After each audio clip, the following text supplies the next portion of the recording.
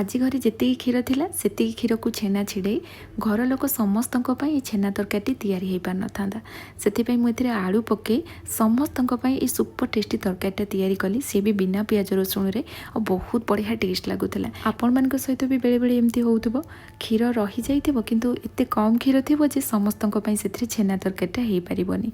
तो ये उपाय आलू पकईकी बनातु ये तरकारी खाइबा को बहुत बढ़िया टेस्ट लगे।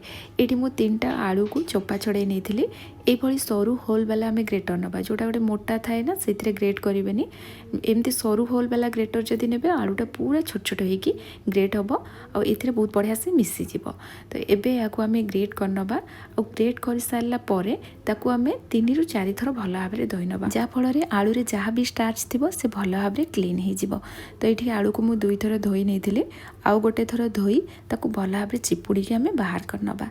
आलू रेडी हो जाइए सेपटे मु क्षीर को गरम कर नहीं एठी मु 1 लिटर टिके अधिक क्षीर नहीं या मेजरमेंट करनी एमती क्षीरटा रही जाइए बस से तरकारी तैयारी कर क्षीर भल भाव में फुटिला एथिरे आमे आलू को जो ग्रेट करके रखते ताकू ऐड करवा आलू को सिझापी छाड़देवा ए क्षीर ही आलूटा जमी सिझीज। गैस फ्लेम मीडियम रखी एठी मु आलू को सिझापी छाड़देली और मझे मझे एमती चलाउथबा। नॉर्मली आमे छेना तैयारी कला बेले कपड़े बांधिकी टाइट कर किछ समय रखीदेले छेनाटा सेट हो जाए। जदि ये आलूर परिमाण कम था से ये सेट हो पार था जेहेतु आलूर परिमाण छेना अनुसार अधिक अच्छी से यार प्रोसेसटा मुझे अलग कर आगो को आप देखिले जानीपारे।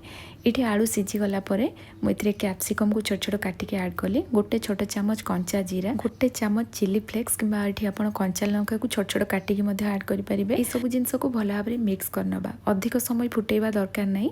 एबे आमे छेना छिड़ेबा से मुझे पानी से भिनेगार नहीं गली अल्प अल्प ये पानी को पकई आमे छेना छिड़ेबा।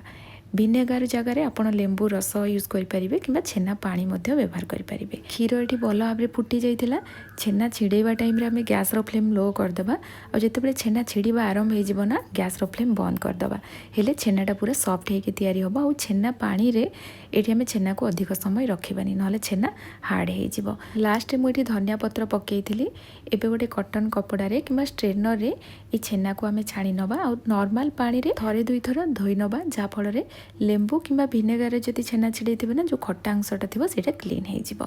तो ये छेना को भल भाव में धोइला मुझे टी चिपुड़ी देती अधिक चिपुड़ा दरकार नहीं हल्का चिपुड़ा गोटे जगह को आम बाहर करनवा हाथ में एमती मिक्स कलापर स्वाद अनुसार लुण दे 2 चामच ए बेसन दबा।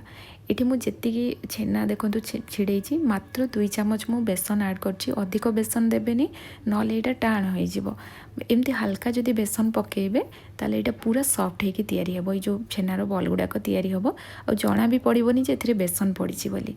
तो आपण मैंने देखिले मु पूरा अल्प बेसन पके या भल भाव में मिक्स कलापर पूरा छोट छोट बॉल तैयारी कली। छेना आलूर बाइंडिंग ये आम बेसन यूज कले छेनार बॉल गुड़ाक अधिक बड़ तैयारी करवानी एमती छोट छोट ही तैयारी करें। मसला तैयारी करवा तो मुझे बिना पियाज रसुण तैयारी करुँचे से 1.5 इंच अदा को छोट छोट काटी ऐड कली और ये गोटे बड़ साइज्र टमाटो नहीं गली अल्प पानी दे या फाइन पेस्ट करके आम नहीं आसवा।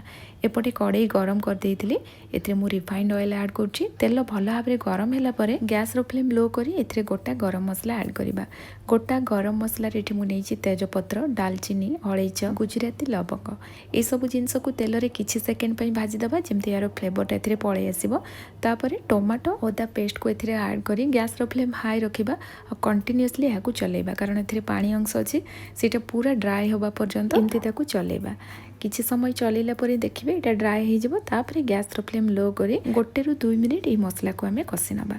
मसला ये कषि हो गलानी एबे एथिरे गुंड मसला ऐड करवा 1 चामच धनिया गुंड 1/2 चामच जीरा गुंड स्वाद अनुसार लुण हलदी गुंड राग लंका गुंड ये मु अल्प पकई सहित भल कलर पाई ए कश्मीरी रेड चिली पाउडर पकेली ये सब जिनस को मिक्स करनवा और ये मसला सब पकेला परे या 1 ରୁ 2 मिनिट लो फ्लेम रे एमती कषिदबा। एबे आमे काजू पेस्ट रेडी करनवा तो मुझे 6-7टा काजू को टे गुंड करके बतुरी देती बहुत बढ़िया से बतुरी जाइए फाइन पेस्ट करके नहीं आसवा। काजू पेस्ट रेडी हो गला एपटे मसला भी बहुत बढ़िया से कषि हो गलानी। ये काजू पेस्ट को एथिरे ऐड करवा और काजू पेस्ट पकेला मुझे अल्प पानी ऐड करी गैस फ्लेम लो रखी एबे याको आमे कसिबा काजू पेस्ट पकेला परे ना मसला तळू लागे सेथिपई आपण कंटिन्यूअसली याको चलेबे बिल्कुल भी छाड़बेनि नहले मसलाटा तळू लागी जिवो। आपण माने छेना तरकारी तो बहुत थर बनै की खाइतिबे किंतु एमती आलू पकेकी केबे छेना तरकारी बनैचंती कि नै मते निहाती भाबरे कमेंट रे जणाइबे। जदि रेसिपीटी आपण मानको पसंद आसे प्लीज वीडियो को लाइक शेयर कर देबे। चैनल रे नुआ अछंती जदि सब्सक्राइब करनेबे फेसबुक पेज रे देखुतिले निश्चित भाबरे फॉलो करनियंतु। ए मसला को मु 3 रु 4 मिनिट एठी कसिला परे no onion no garlic curry powder एथिरे गोटे चमच ऐड करी एयाको मध्ये आउ किछ समय कसी नेली। एबे एथिरे पानी दे दबा। ग्रेवी केते बहलिया किबा केते पतला रखिया पई चाहुचंती से हिसाब रे पानी नै जिवे। आ प्रथम रु मु एठी टिके अधिक पानी नै छि कारण ए तरकारी को आमे 5 रु 6 मिनिट पाखा पाखी लो फ्लेम रे फुटेबा। बेसन देइचंती बेसन पकेला परे याको आमे आउ छाणी नांती किबा तेल रे भाजी नांती डायरेक्ट एमती आमे ग्रेवी रे फुटेबा। आ एटा कंचा बिल्कुल भी लागिबोनी बहुत बढ़िया टेस्ट लागिबो। आपण माने एमती थरे बनै की देखंतु। जेते बेले छेनार बॉल गुडा को आमे पकेबा ना से टाइम रे ग्रेवीटा जेमती भल भाबरे फुटुतबो सेटा ध्यान रखिबे कारण बेसन रो परिमाण एठी कम अछि। जदि ग्रेवीटा ठीक से फुटु नथिबो याको पके देबे ना ए बॉल गुडा को ग्रेवी रे खोली जिबारो चांस रही छि। सेति पे एटा फुटुतबो ए बॉल गुडा को पकेबे आ एठी याको कवर करी 5 रु 6 मिनिट पाखा पाखी लो फ्लेम रे फुटेइ देबा। और लास्ट रे मु इथरे गरम मसला गुंड ड्राई रोस्ट कसूरी मेथी धनिया पत्र पके याको मिक्स कर देली आ कवर करी आ 5 मिनिट पाखा पाखी तरकारी को सेट हवा पई छाड़ देली। तो एठी आपण माने देखिले छेनार बॉल गुडा को पूरा सॉफ्ट हेके तयारी हेछि। मु जेमती प्रथम रु कहली बेसन रो परिमाण अधिक रखिबेनी नहले गुडा को हार्ड हे जिवो खाइबा पई भी एते भलो टेस्ट लागिबोनी। तो एठी देखंतु बिना पियाज रसुण रे सुपर टेस्टी छेना आलू रो तरकारी रेडी हे गला। बहुत इजी प्रोसेस रे आपण माने थरे बनै की देखंतु निश्चित भाबरे बहुत पसंद आसीबो। पुणी आसीबी नुवा रेसिपी नै कि सेति पर्यंत रहुछि। धन्यवाद।